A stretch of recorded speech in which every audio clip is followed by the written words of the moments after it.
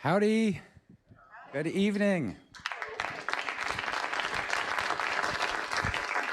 I'm Ethan Toven-Lindsay. I'm the editor-in-chief here at KQED. You all know, but I'll say it anyways. KQED is the NPR and PBS station for Northern California, your local public media. Our mission is to inform, inspire, and involve. One of the ways we do that is by bringing journalism to stages just like this. You can see our full lineup of conversations, performances, food tastings. There's crossword puzzles. There's bingo nights. There's cheese.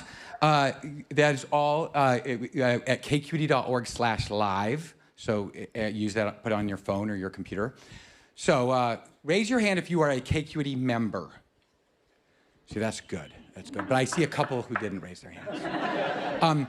And for those of you who did not raise your hands, you can scan this QR code or visit kqed.org/donate anytime to sign up. The QR code will also be available in the lobby on your way out after the event. KQED is one of the biggest membership organizations in California. It is, as a member myself, I have to actually be a member. I really do. Walk the talk. You get access to incredible things, but you also feel really good about yourself to giving back to the community. We'd also like to thank the seasoned sponsors who make KQED Live and events like this possible, the San Francisco Symphony and Genentech. We are so grateful for their commitment to supporting our mission of civic and cultural engagement in the Bay Area. Now, you're not here tonight to hear me talk. You're here tonight to see our guest, NPR political correspondent, Mara Liasson. That's probably because you care about politics, about journalists covering politics. I think you should follow KQED's political reporting in the Bay Area and California and NPR's political reporting across the country, either by listening to the NPR Politics podcast, of which Mara is on often, or KQED's Political Breakdown podcast, of which Scott Shafer, who is also going to be up here on the stage, is on more than often. The QR code is right there if you want to download the Political Breakdown newsletter and subscribe to that. Mara has been at NPR for 40 years, joining in 1985. That means when I was a backseat baby listening to NPR, Mara was on the radio already. She's covered every presidential election since 1992. That's 9 campaigns, from Clinton's first run through Trump's second term. She was also NPR's White House correspondent for all 8 years of the Clinton administration. If they don't talk about that, you should ask them about that. Her work has been recognized with by the White House Correspondents Association's Merriman Smith Award for daily coverage. Not once, not twice, but 3 times. That award honors excellence in presidential reporting under deadline pressure, of which, man, what presidential reporting isn't that way, and especially right now. And the coolest thing is that Mara got her start here in the Bay Area working, I think volunteering, although this is probably worth talking about. She was working at KPFA in Berkeley. And then she will be in conversation with Scott Shafer, the host of Political Breakdown. Scott, I've been at KQED for 9 years. When I started, getting to work with Scott was one of the great honors one of the reasons that I felt like, hey, I wanted to come to a place like KQED was that Scott had been here. And my now 13-year-old son, I remember him in the bath saying, I am KQED's Scott Shafer. We are identified with him. He is identified with us. He is a legend. Please join me in welcoming Mara and Scott to the stage.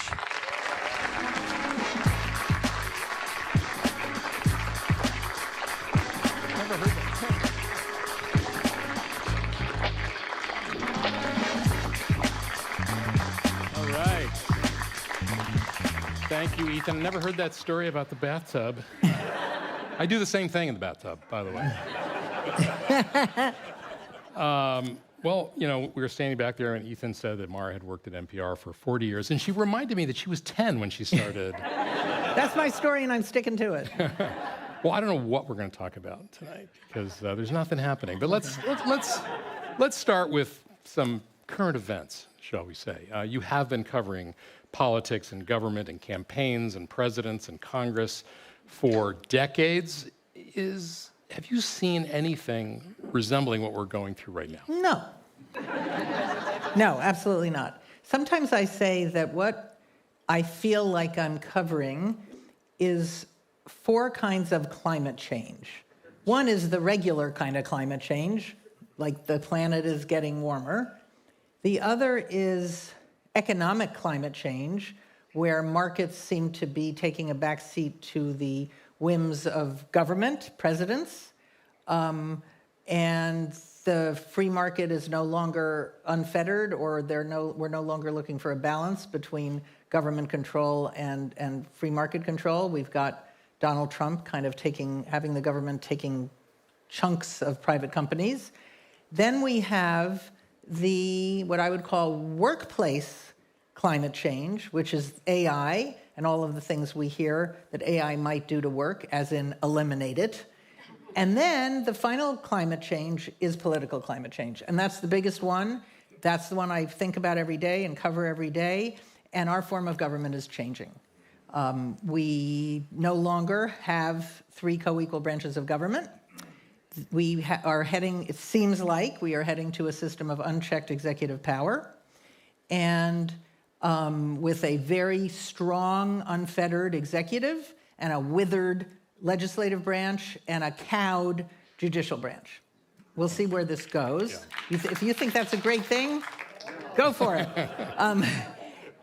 When our founders designed this system of broadly distributed power, 3 co-equal branches that would check each other, they thought that they could not stop someone from becoming president who had what they would have called back then authoritarian, monarchical tendencies. They wouldn't have used the word authoritarian. They knew they couldn't stop that person from becoming president, but they thought that they had designed a system to stop that person from doing too much damage if he or she did become president. And that was what the competing an overlapping checks and balance system was supposed to do. Ambition against ambition. I forget which Federalist paper that said that, but that was the idea. And that idea is being tested. And we're learning how strong or weak our democratic institutions are. We're learning that they're only as strong as the people in them. And the people in them can be pretty craven.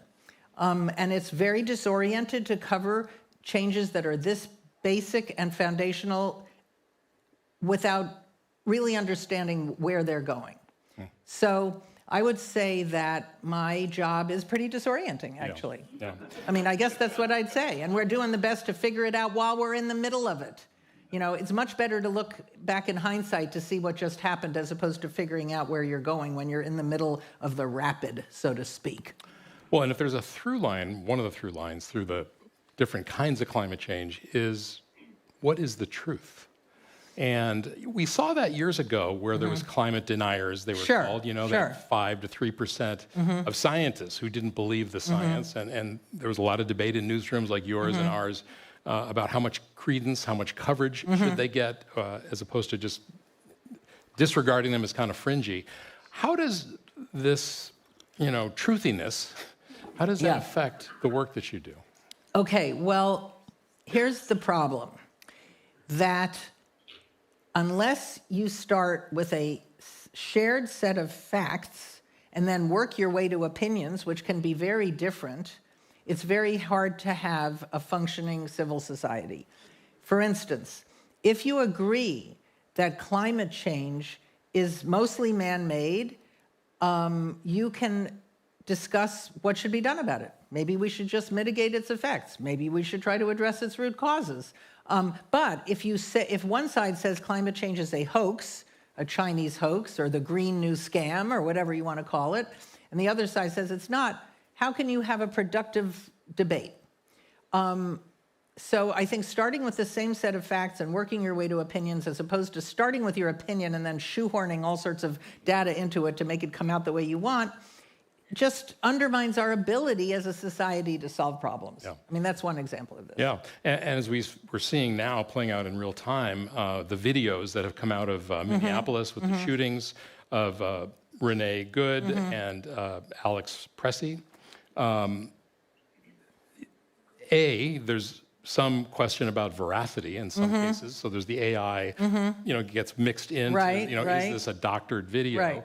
But then you have, it's like a Rorschach test. Yeah. People look at it and they see different things. Yeah. Obviously, the administration has characterized it in a certain way that is at variance with the truth. Sure. Or at least before we have any evidence or investigation. Yeah, and even after we've had some as well. So what strikes you about this moment in terms of what's at stake for the media? I mean, there's a lot at stake for the country. Yeah, there's a lot at stake for the media. Look, the media is going through the same kind of polarization and difficulty. But the one thing about the events in Minnesota is, yes, they are characterized differently, and the administration has followed a very, very clear playbook. They try to get out in front immediately with a narrative that causes the victim to be the perpetrator. Got what they deserved.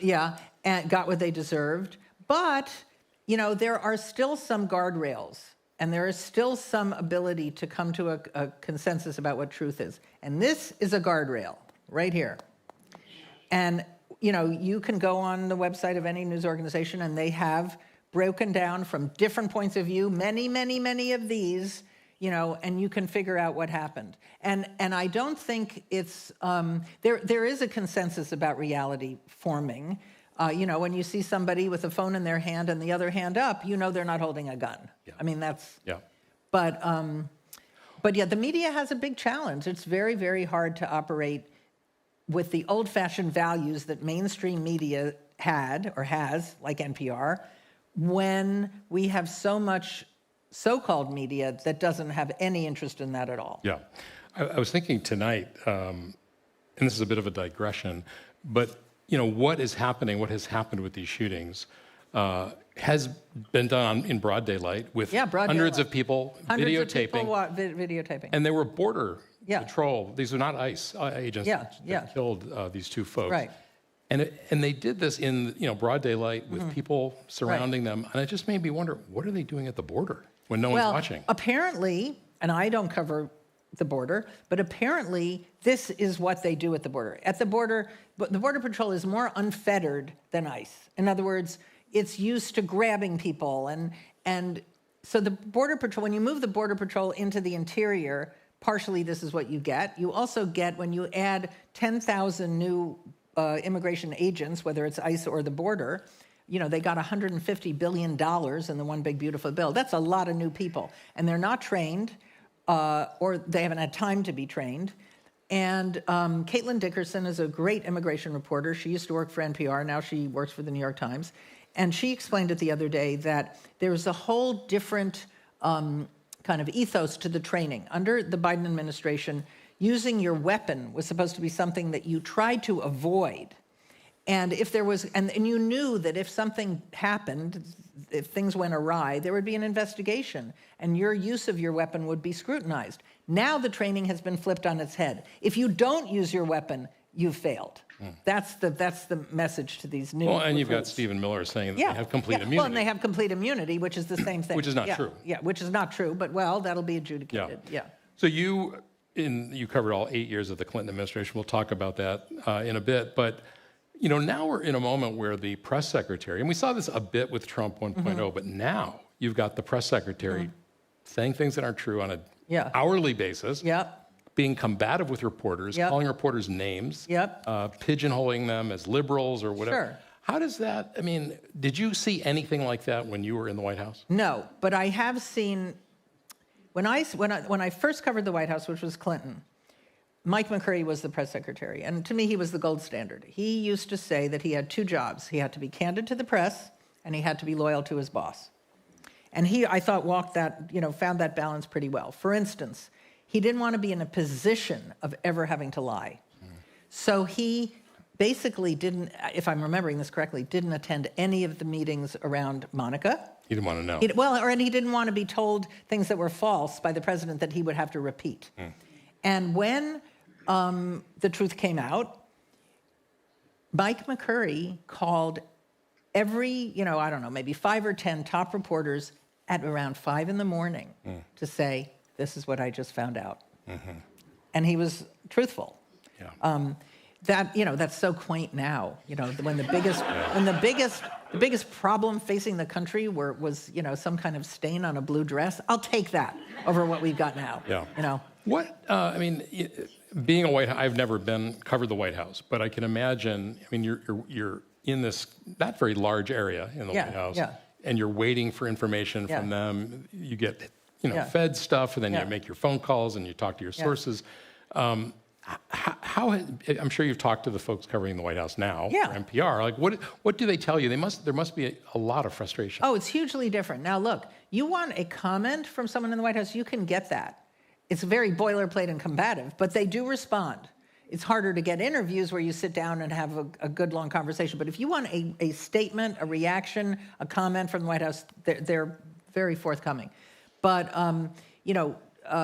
Donald Trump knew what he wanted in a press secretary, and he has gotten exactly what he wants. I would say that based on his criteria, Caroline Leavitt is an excellent press secretary, based on what he wants her to do.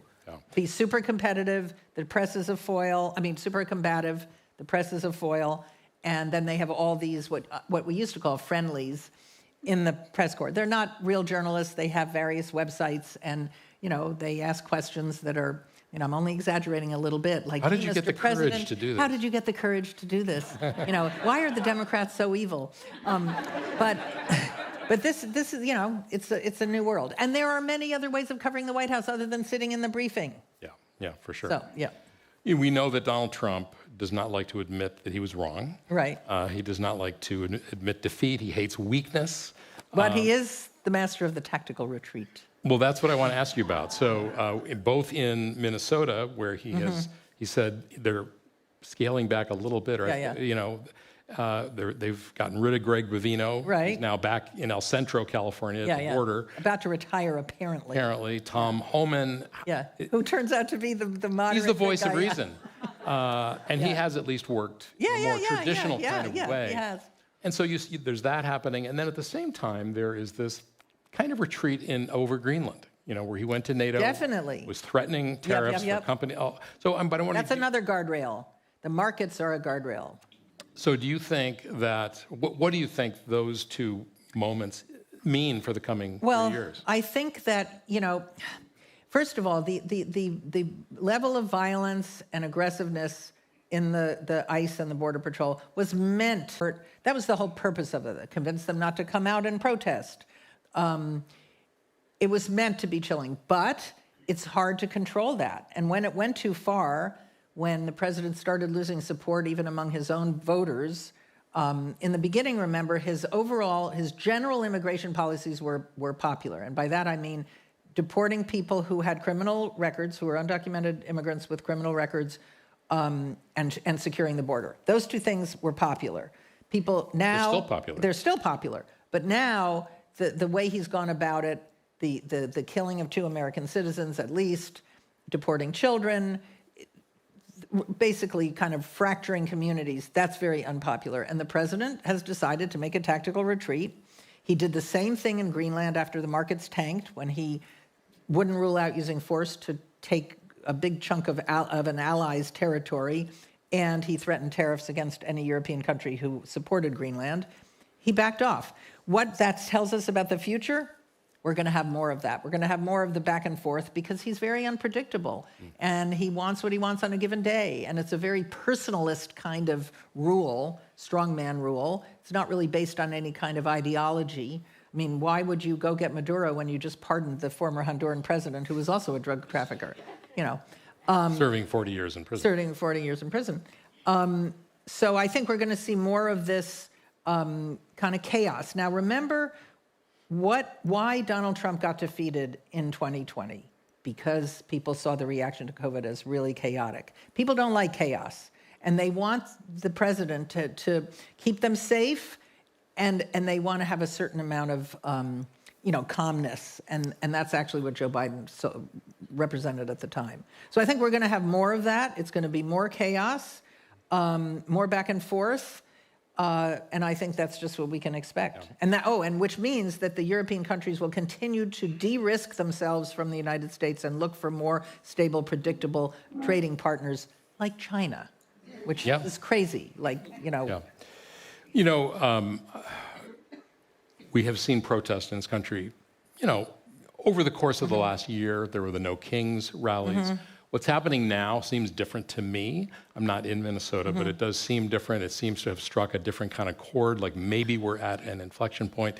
I'm wondering, maybe. Hard to tell about inflection points when you're in the middle of them. Yeah. Better to see them in the rearview mirror, yeah. For sure. But I'm wondering, like, as you watched everything unfold in Minnesota and elsewhere, LA for that matter, were you surprised at how much the American people were willing to kind of look the other way at? You mean until now? Until now? Yes, but don't forget, undocumented immigrants are one of the least powerful, most vulnerable communities. It's kind of like, look at the people and the institutions that he decided to target first.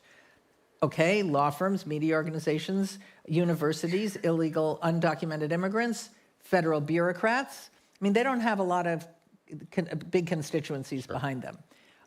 Except when they reach into the communities, and exactly. Except people when they you start know and reaching love into and the work with. communities, Yeah. The woman who takes care of your aged mother, the people who pick the crops and staff your meat packing plants, and that's people. When it came into people's communities, and it wasn't some far off thing on the southern border, people didn't like it. Yeah, there was a really eloquent quote from just a voter in Florida in the New York Times a couple of days ago, where there was a litany of things, but one of the lines was, you know, gangs are one thing, gardeners are another. That's really good. And you know, that's we really had like good. three. It was like, Yeah, wow, you're really that's really pretty well thought out.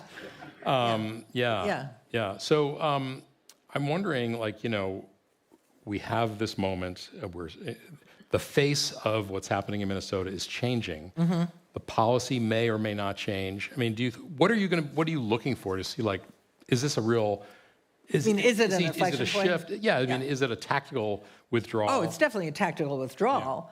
Yeah. But what's interesting to me is how much staying power does it have? We are really far away from the midterms. There's plenty of time for Donald Trump to keep on backing off of tariffs, because his current tariff policy is to back off of tariffs. That's what it is right now. When the Supreme Court may rule against it. Well, yeah, well, we'll see. Yes, we'll see about that. Though they would do him a huge favor, and the Republican Party a huge favor if they rule against him, because tariffs are hurting the economy, and that's hurting Republicans in the midterms, and maybe he won't be able to go forward with some of the tariffs. But if you compare the tariffs that were threatened from the tariffs that actually are going into effect, there's a big difference, and that's why the economy hasn't been hurt even more, because those tariffs never happened. But I mean, that's something that we have to watch. You know, Democrats are kind of taking all of this in and trying to figure out what their message is, both in the moment, but also for the midterms. And I was thinking back to George Floyd, May of 2020, and there was that defund the police movement. Now that meant something different to a lot of different people. It wasn't the same thing for everybody. Yeah. It backfired, and that made a lot of Democrats really skittish for good reason. People like Abigail Spanberger and Mikey Sherrill in New Jersey really kind of have shifted the way they talk about these things. And I'm just wondering, like, is it possible, do you think that Democrats are going to not forget that lesson around, you know, now they're calling for impeachment of Kristi Noem. They're calling about not funding ICE and having another government shutdown. I mean, do you see the same kinds of risks that they heard back with, back in 2020? I think that, no. I think they're not going to fall into the trap of defund the police. I think that right now, the fact that Republicans in Congress have really backed off having a confrontation over the Department of Homeland Security funding bill. They're very interested in talking to Democrats and coming to a compromise. That shows you that they're suffering from this, and that they're worried that another government shutdown, they would be held responsible for that. Right now, I think Democrats have two jobs, just like every political party. They have to satisfy their base, and their base certainly wants them not to vote for the DHS funding bill. But they also have to make sure that they don't hurt themselves with swing voters by falling into like a defund the police trap. But when you ask people, like, what should Democrats do in the midterms? And I recently had a conversation with Rahm Emanuel about this. And he said, we don't need a big, positive, fleshed out agenda. This is a referendum on the incumbent. That's what we do need that in 2028, he said. But midterms are a referendum on the incumbent president and his party. And that's what we have to focus on. And right now, you can see Republicans, you can see the White House. They're nervous. Now, I don't know if this is going to be how they're going to be 6 months from now, but right now they are. Well, and so much of it, of course, turns on the economy, Yeah. as always, and the tariffs you mentioned, inflation, and all those things. I want to talk about a different kind of funding, and that's the Corporation for Public Broadcasting, which got zeroed out. I think they've closed their doors. NPR is still on the air. And the NewsHour is still on the air. So talk about how that all felt as it was happening, both in terms of the money and the resources, but also being the subject of the news. Journalists don't like being the focus of news coverage. We don't like it at all. And the T-shirts say, by the way, defunded but not defeated. So I've been defunded twice. Back in 1982, when I worked for California Public Radio, and I did start my public radio career here, so it means a lot to me to be sitting here with you now, tonight, in San Francisco. And as an aside, I worked the same organization he was there too. in 1982 for about 35 minutes before George Deukmejian. So George Deukmejian was elected in 1982, and he line item vetoed the California Public Broadcasting Commission, which was the statewide version of the Corporation for Public Broadcasting. So he line item vetoed it. And unlike NPR and stations like KQED, California Public Radio did not have alternative streams of funding. We just had money from the state. This was when California had an incredibly robust public sector. And we were off the air in 24 hours. That's not what happened with this, getting rid of the Corporation for Public Broadcasting, because there's a lot of other sources of funding. It felt uncomfortable, but one point that I want to make, this is not like the universities and the law firms. Donald Trump did not come to us and say, if you start being the pro-Trump networks, you can keep your funding. No, this is a effort, a project that has been going on for 35 years. Republicans, I disagree with them, but it's a legitimate stand. They do not believe taxpayers should fund public media. It started with Newt Gingrich wanting to get rid of Big Bird, if you remember that. So it's been going on for a long time. It didn't just start with Trump, and finally, they had the votes to cut the funding for California, for the Corporation for Public Broadcasting. We worry a lot, obviously, at NPR, including lowly content providers like myself. What's going to happen? Some stations are laying off people. Everybody's raising a lot of money right now. We don't know if that's going to continue year after year, and I hope to encourage you guys to please don't forget us next year. And it's really the smaller stations. The smaller stations are going to be the hardest hit. And we're not going to go away. We'll reinvent ourselves. Anybody with a microphone and an internet connection can do radio. Or a phone. So it is uncomfortable, but I think we're going to be around for a very long time. Is there a way in which it's liberating? Sort of. What's interesting about Newt Gingrich is he came to regret his efforts to get rid of Big Bird, and he said famously all those years ago, we should keep funding public media because then we can put them on a shorter leash and affect their content and their programming. I mean, in fairness, I think. But that never happened. He didn't really want to get rid of Big Bird per se. I mean, they made it about Big Bird. Right? That was just the shorthand way. He wanted to get rid of, of course. To make but that was the shorthand. Well, back then, a lot of the senators from red states like Montana and Alaska and Wyoming, they were the ones that kind of heard from their constituents. Oh, they kept us alive. Especially in rural states where we were, in many cases, public radio was the only form of communication. Alaska, the ag report in South Dakota, Yeah, but that's no longer the case, or it's just the party's changed? The Republican Party has changed. Yeah. So you covered the Clinton White House, Monica Lewinsky, impeachment, Newt Gingrich, the contract for America? With America. I know the Democrats said on America. Yeah, right. But do you see, a lot of people, sometimes when they think about this moment they're in, they try to trace it back to something. I mean, Donald Trump didn't start what we're seeing now, right? Absolutely not. So, Donald Trump is he's not the cause, I guess you could say he's the symptom of the result.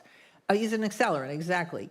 So if we weren't so super polarized, I don't think that we would have had the fertile ground for Trump to be in. If you didn't think that the other party was not just your opponent, but your enemy, we wouldn't be here. And if people didn't think, because of partisan media and a whole bunch of other forces in society, that if the other team won, it would be the end of America. I mean, to me, my favorite cartoon about this is a New Yorker cartoon where two dogs go into a bar, and one dog says to the other, "It's not enough that dogs must win. Cats must also die." I mean, and look, there are many, many reasons we got so polarized. The media is part of it. People listen they're in these media bubbles where they listen to media or they consume media for affirmation, not information. Demographically, we have something called the big sort, where people have literally sorted themselves out, so they live in communities that they live near people who have the same education level as them, they consume the same media as them, they're maybe worshiping the same kind of religion as them. There's not a lot of... we live in homogeneous communities that don't trust each other. And that's a real problem. And also you had some other huge mistakes. I mean, the Iraq War, we have still not gotten over that. And that was one of Donald Trump's biggest selling points, that he wasn't going to get us into any of these foreign entanglements. Also, gridlock where Congress couldn't seem to come to any kind of solutions for problems people wanted solved. Why do you think we've had like 12 or 14 change elections in a row? A change election is when one party, voters decide to throw out the party that controls one branch of government or the other. So gridlock, doesn't seem like government can solve problems. Also, we had the stagnating of the middle class. The thing that worries me the most, the absolute most, is that we have a whole generation of people who think the American dream is dead, and they will never, even if they work hard and get a good education, they will never do as well as their parents or better. Yeah. To have a whole pessimistic generation like that, I can't even imagine the consequences. I know they're not good. Yeah. Well, we saw in New York City, Zoran Mamdani playing into that and talking about stabilizing rents and making things more affordable. Now he has to succeed. Now he has to succeed, although he's working with the governor to do child care. Our mayor is actually doing child care for, I forget what the income cap is, but for a lot of people. What messaging, I know you're not a political strategist, but what do Democrats need to do to win back the working class, the people that used to be reliable voters for them, around this question of affordability and the ability to buy a home? I mean, Bernie Sanders and Elizabeth Warren have been talking about these things, the deck being stacked against them. Listen, what is the median age for homeownership now? Like 40? Yep. That's crazy. That's When you first buy a home. When you first buy a home, Democrats have to deliver. That's what I think they have to do. And they have to deliver on very basic stuff. People are not going to listen to you on healthcare if they don't feel their communities are safe. Yeah, but at the same time, and we've seen these enormous increases in premiums for people under the Affordable Care Act. I'm surprised that there hasn't been more reaction to that. I mean, I realize there's so much going on, and that's part of the strategy. You flood the zone with new chaos, new headlines, new topics, new distractions. But are you surprised at all that more people that hasn't gotten more traction? I think healthcare's got a lot of traction, actually. I think healthcare, when people talk about what's too expensive, housing, healthcare, education, that's pretty basic.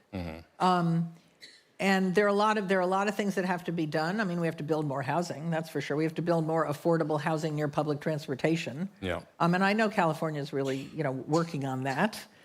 Well, it's interesting. We actually did a political breakdown episode today, which is not going to air until I think next week. But in 1 week, within days of each other, Donald Trump and Gavin Newsom both called for stopping institutional investors from buying residential homes. Which on the face of it sounds like a great idea, although when you look under the hood, there's really very few homes that are owned that way. Little of that. But it's nonetheless, it points to, I think, that when the right and when the right and the left kind of keep on going and then they come around the back and meet in the middle, you have, Donald Trump has put out a lot of policies that Bernie Sanders would like. There's the capping of credit card fees or interest, right? There's the no more corporate ownership of housing. there was a couple other things he suggested. Oh, 50-year mortgages, which actually are kind of nutty. Yeah. But he's trying in his own slapdash way of trying to connect with this. You know, Biden in his way tried with student loan forgiveness, for example. Right, which the court wouldn't let him do. The court wouldn't let him do it. But he also, I think, to me, the biggest mistake, the biggest legacy is the border. Yeah. And the way huge mistake. They really underestimated how badly that was going to look. Yeah, and it damaged their credibility. I totally agree. That's kind of extraordinary for a party that went through the 80s and Bill Clinton, who understood how public safety, the border is just crime. The border is just another way to talk about crime. People want the border to be secure, and they don't like the idea of people coming here illegally. Now, why did they come here undocumented? Because there's all sorts of opportunities here. We have a labor crisis, and we need them. This is a demand pull thing. But once again, the government failed. Comprehensive immigration reform was up before Congress over and over and over again, and it could never be passed. But yes, Biden never understood how important it was to control the border until it was way too late. Nor did Kamala Harris. Who was the border czar. That's right. According to the Republicans. Right. We talked about the sort of silos of media, and I'm pretty sure you don't do this anymore, but you used to work for Fox. For 25 years, I was a contributor to Fox. Yeah. Absolutely. I said nothing different on Fox than I said on NPR, and every year NPR reviewed it and decided whether they would give me permission to do it, and I did. Was it awkward being in? No, I was only on, I was only on two shows. One was Special Report with Brit Hume and then Brett Baier, and sometimes The Sunday Show. Yeah. And no, on those shows, I didn't feel awkward. It was really interesting to be over there. I got big insight into conservative thinking. Go on. Yeah, I mean, just the sense back then, 15, 20 years ago, very beleaguered.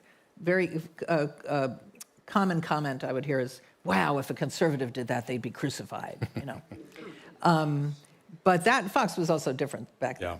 But yeah, I did that for 25 years. Yeah. Well, given that you were in that world for a while, I know it's been a while, but like, I just wonder how, as journalists, they can ignore things that everyone else is covering and focus on things that are really not that important, but are what the White House wants them to be covering. Well, or things that are important to their viewers, to their audience. Donald Trump has what sometimes is called a cable news business model theory of the presidency, which is you don't need to expand your audience, in that case, his base. You just need to keep them watching you 24/7. Yeah. That's the cable news business model. And so much of what he does can be understood through the lens of he's speaking to his base. Yeah. But can I just say one thing about Fox and read the Wall Street Journal and then watch Fox. You would never know they're owned by the same person. Yeah, that's true. Except for some of the editorial board. Yeah, the Wall Street Journal editorial page?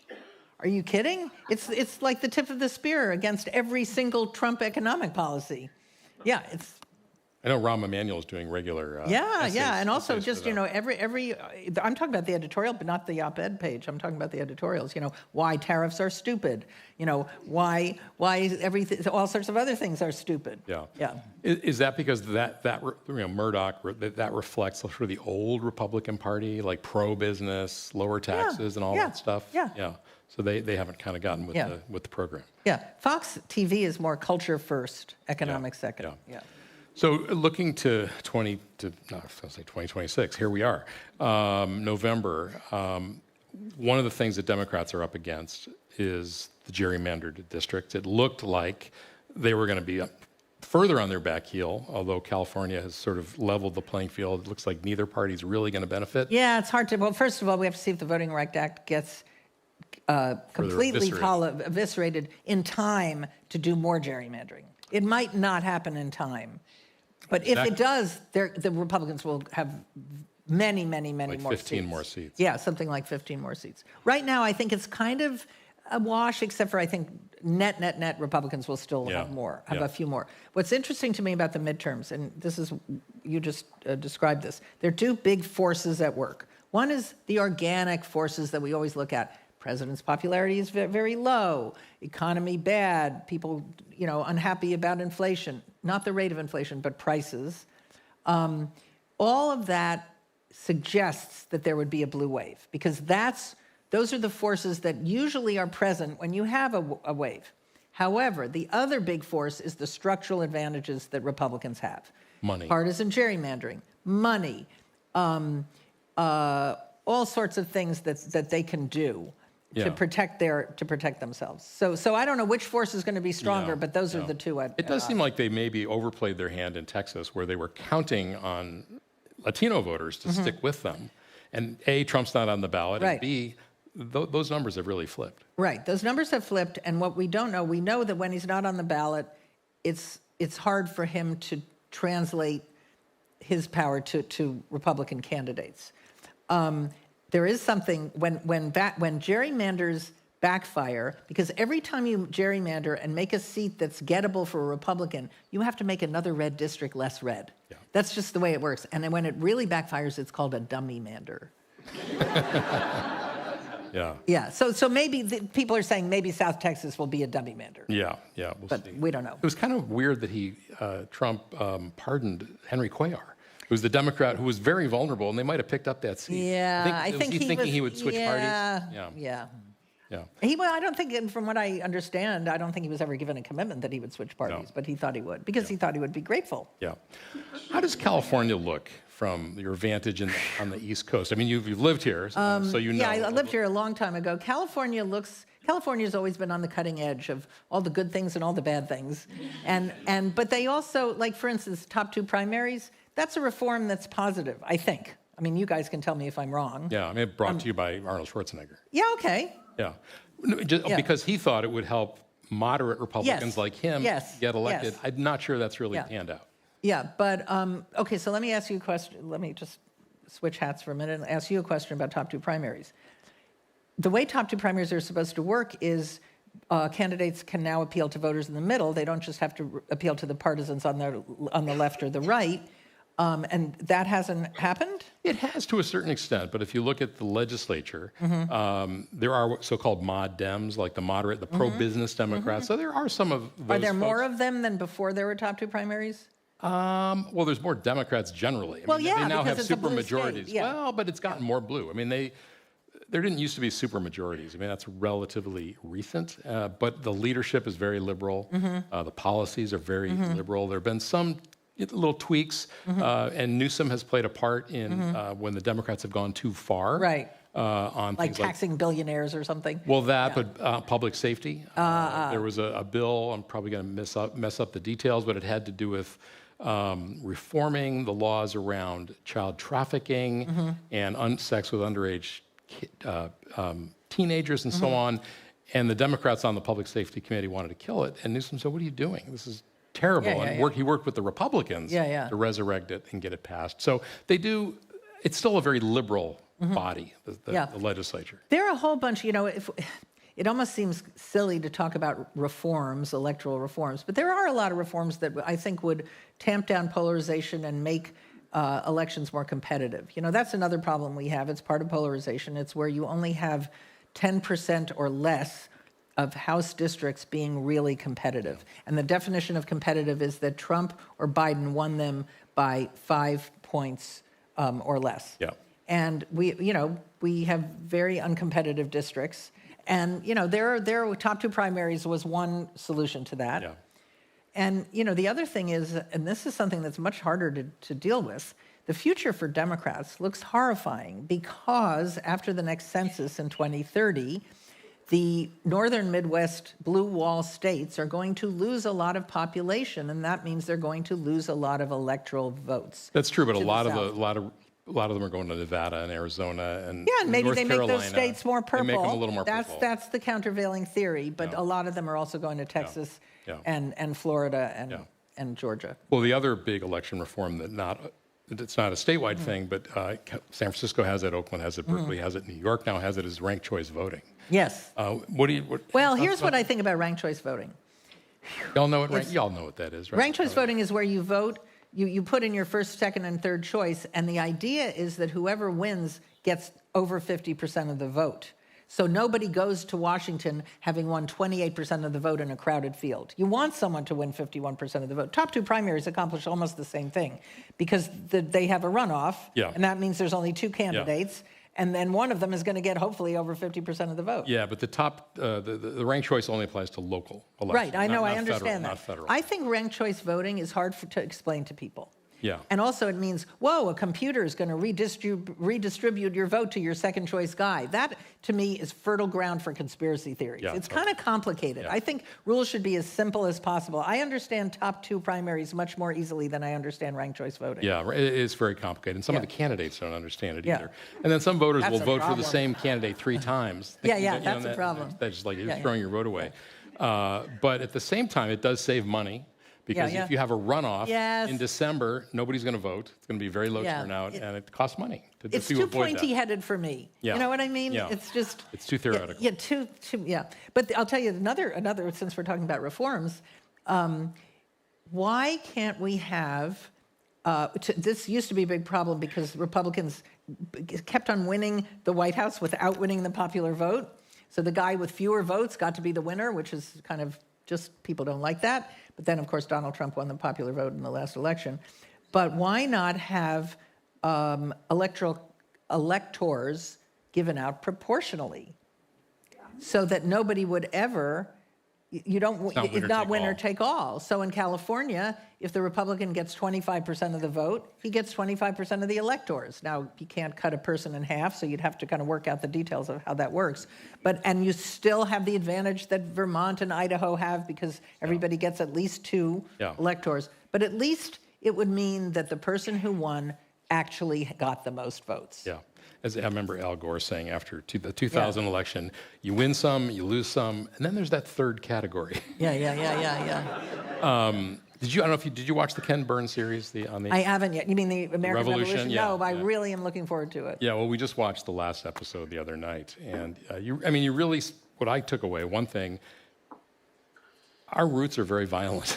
Yes. We think of the Yes. revolution as being, us against the British. It was us against each other. There were loyalists, fighting patriots. Yeah. In some cases, the British were barely involved. Yeah. And then, of course, the Civil War.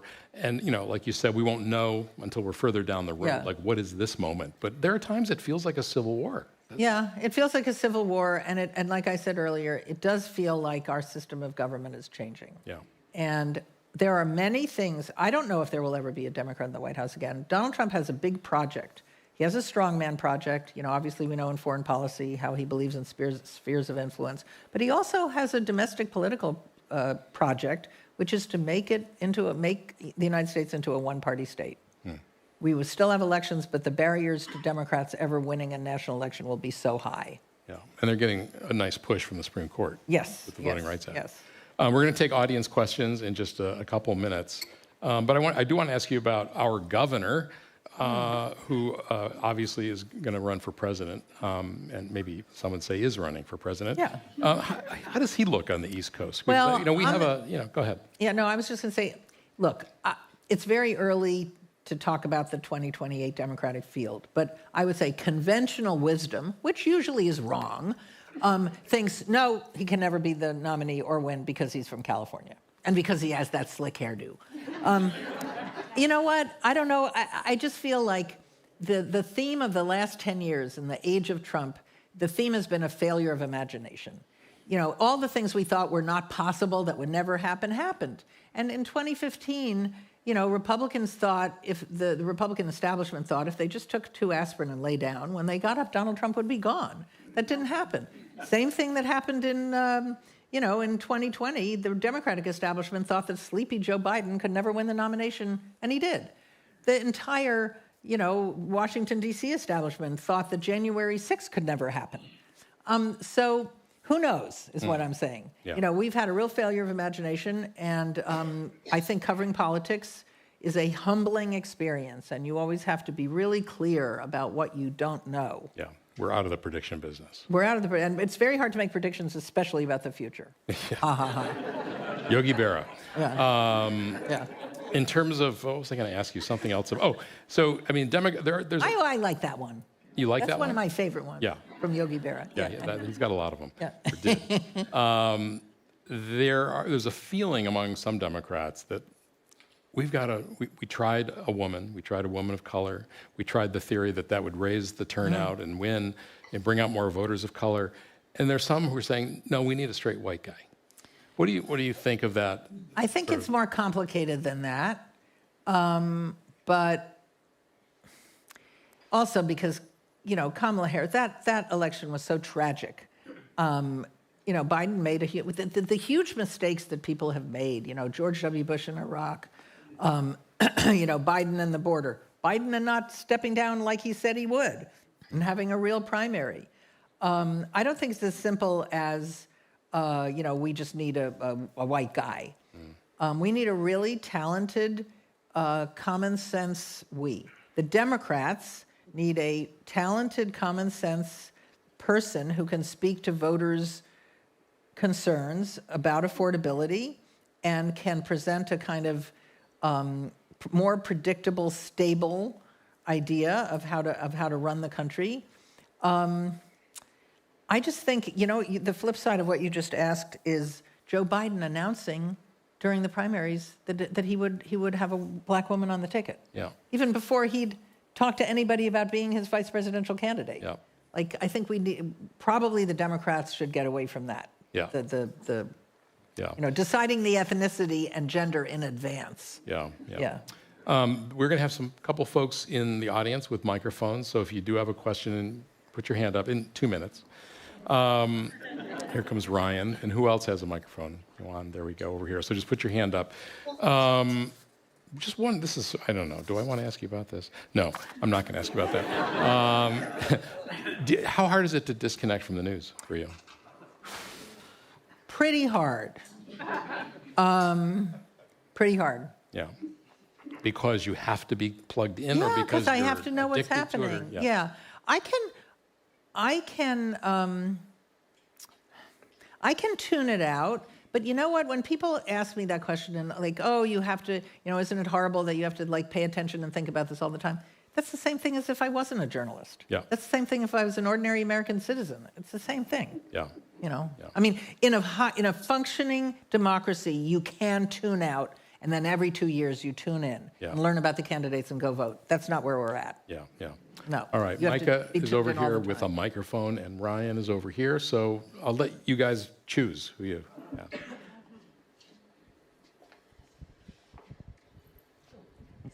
Stand up. Oh, sure. Your thoughts on a Senator or Congressman Newsom? Oh, Senator or Congressman Newsom? He might run for Congress? Well, there was thinking that this is a bit of fantasy, but when Alex Padilla, he could appoint himself to the Senate. He could appoint himself. Yeah. Or Padilla, if he won, could then appoint Newsom. Yes. Yeah. If he wants that, it sounds like he wants to run for president. No, he's not running. So, it sounds like he wants to run for president. I think Newsom would be that the Senate would be a good place. Yes, for him. I actually think that. Even though people, now you just have to talk. Yeah. I think he's actually would be pretty suited for the Senate because he'd immediately get he'd live on television. And and on pontificate and on social media. Use words like iterate. Yeah. I don't think that he would run for the House. Yeah. No. One of 435. Yeah. No. Yep. Do you think we will ever have a woman president of the United States? Yes, I do. Well, assuming we continue to have actual elections, yes, I do. Yes, I do. And who do you think that might be? I don't know. I used to think it would be. Oh, come on, Mara. I used to think it would be Nikki Haley. The other thing, I'll tell you something. Cokie Roberts, the late, great Cokie Roberts, who was my mentor, she used to say that we will get a woman president because that woman will have been the vice president and will, ascend to the presidency that way. Did you watch Veep? No, yeah. I agree. I thought Nikki Haley was a Republican woman. But the Republican Party has moved beyond that. Yeah. Okay. Yep. So I have sort of a broader question from a political perspective. I think there's the horse trading aspect of who's going to be in power, are we going to have elections? But there was a great New York Times article about how we're sort of spending a lot of money to get a lot less government. And I'm curious just sort of the vibe within DC about the broader functional administrative class and whether or not we'll actually be able to get the next generation of folks to want to even work in government after an entire generation of chaos from 1.0 to now. And hundreds of thousands of layoffs. So when you talk about we're paying a lot of money and getting less government, meaning Congress has been incredibly inactive and passed. We also doged a bunch of stuff and cut things without, we spend money to keep people I see what you're saying. I see what you're saying. A bunch of services. You spent a lot of money and you didn't even get the payoff that Musk said we would. Yeah. Well, first of all, that's a really good question. The civil service used to be a guardrail, the professional civil service, but now Donald Trump wants to turn it into old-fashioned spoil system, Tammany Hall, patronage. And what we assume that will lead to is just really crappy government service. You can't get Social Security on the phone, things don't work. That's very possible, and we'll see that play out. I never really understood how much of a guardrail a professional civil service was, and we're moving away from that, just like we're moving away from 3 co-equal branches of government. Yeah. Thanks so much. I kind of have a two-part question. If the Democrats ever get power back, what laws would you want Congress to shore up to make sure this doesn't happen again? Well, it's not what I would want. It's what the American public want. Okay, after the Watergate scandal, Congress codified a lot of things that were norms, and they made them into laws. Then Donald Trump dismantled all the post-Watergate reforms. Now, maybe something, I don't know exactly what would happen. Probably, I can imagine, if there was a real American reform movement, they would come up with some kind of an agenda for this future hypothetical Democratic president to enact. Maybe it would be bars on the president making tremendous amounts of money off his office. That would be one. Or reforming pardons. Reforming, pardon system, which would require a constitutional amendment. Yes, reforming the pardon system. Maybe strengthening, well, part of this also has to be Congress exercising the powers it already has. It's emasculated itself. In other words, there's two things. There's ones that Donald Trump wants to expand the powers of the executive at the expense of the legislative and judicial branches. But then there's Congress abdicating. And this started long before Trump. Congress just doesn't assert itself unless maybe the theory is that in an opposition Congress, when you have one party controlling Congress and one party controlling the White House, then Congress will reestablish its prerogatives. But when you have one party control, they do very little. And one way to understand this is it's like we have all of the negatives of a parliamentary system and none of the positives. In other words, in a parliamentary system, one party controls everything. It ran on a bunch of promises. It gets to enact its agenda, and voters get to see if they like it or not. And if they don't like it, they throw that party out, and they don't. We don't have that here. They run on the party runs on promises. They get into to office, and either there's gridlock, they can't enact their agenda. Voters get really frustrated, and then they kick them out. That's why we keep on having change elections. Voters keep on voting for change because they want someone to solve big problems: housing, healthcare, education, and Congress doesn't solve them. So then they throw the bums out and start over again. Yeah. The other thing that parliamentary systems allow for is coalitions. Right. Where you have to compromise. We used to have that. We used to have a system where the most moderate or conservative Democrat, some of them were more conservative than the most liberal Republican. And the overlap, the overlap was where deals got done and compromises got made. Now I think the most conservative moderate Democrat is still way to the left of the most liberal Republican. There's a huge abyss, and that's why it's so hard to make compromises. Well, it's striking how many, when Obama was president, I think there were 60 Democratic senators. Yeah. There's states like South Dakota. Oh, yeah, Montana. Montana. We just don't, Ohio. Yeah. You just West Virginia. West Virginia. Yeah. Yeah, we don't have that anymore because we've sorted ourselves out and politics is very tribal, and that's really unfortunate. But because of what's happening to the population that's moving south and out of the blue wall states, Democrats have to learn how to win in red places. And if they don't learn how to win in red places, they will be shut out of power for a very, very long time. Well, and I mean completely shut out. Yeah, and there's some interesting primaries too, like in Texas for whether the Jasmine Crockett versus the James Tirico, I think his name is. He's the more Tallarico, much more moderate. Yes. Religious. I think he might even be a pastor. He's in seminary, I think, or he's in some divinity school. Yeah. So. Yeah. Okay, just a real quick follow-on question. So given where media is going, it's very polarized. The truth is not really out there anymore. A lot of people are leaning a lot more to independent, like Substacks, because right now I get a lot of my news from NPR and Substacks. What is your thought on this? Yeah, it's a very atomized media environment, and I think it's great that people can start the barriers to entry are very low. Anybody can have a Substack. But you have the situation where people's reality is different. There's no shared reality, shared facts. And like I said earlier, it's really hard to have a civil debate that solves problems if you can't start with a shared set of facts. And, that's something, look, this started with cable news. I mean, we used to just have 3 networks. We're not going back to that. And I think that, that can be bad for democracy if everybody's in their own information bubbles. Yeah. And they're all kind of immersed in their own conspiracy theories. Yeah. Yep.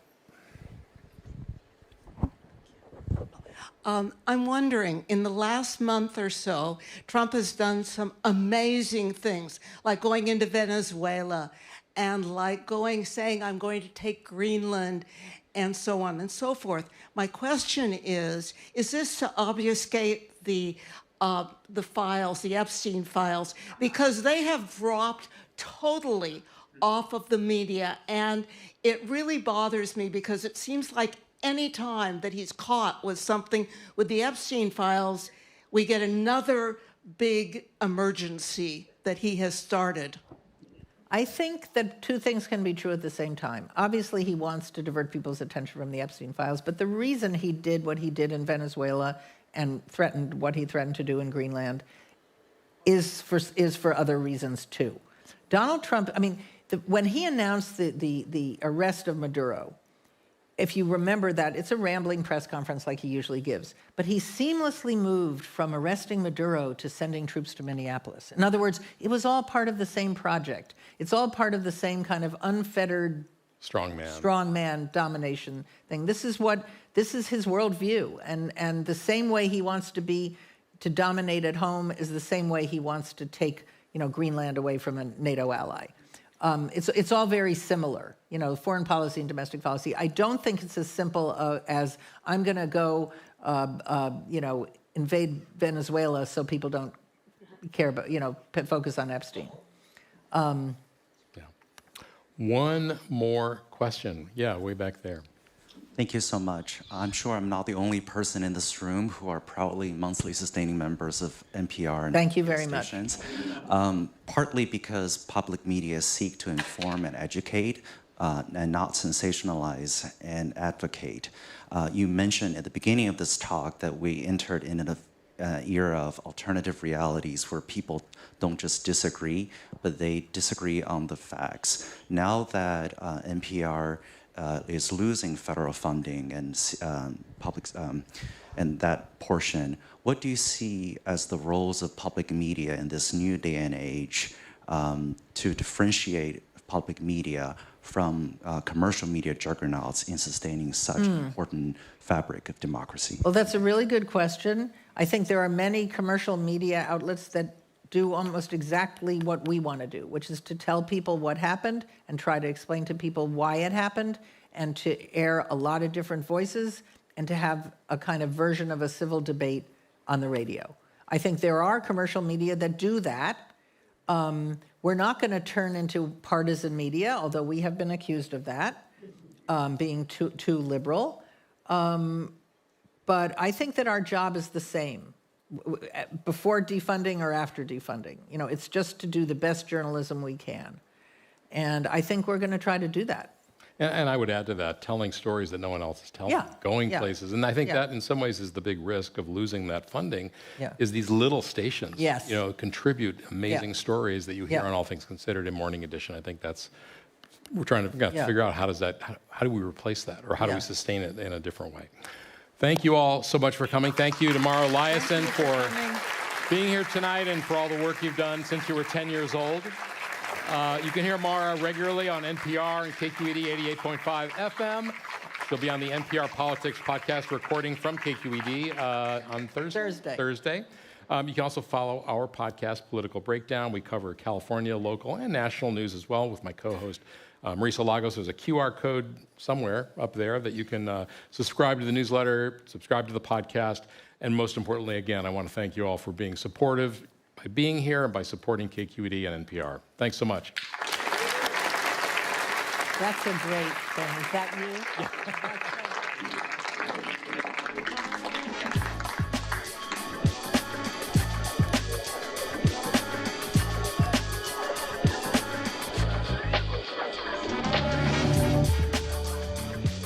Yeah.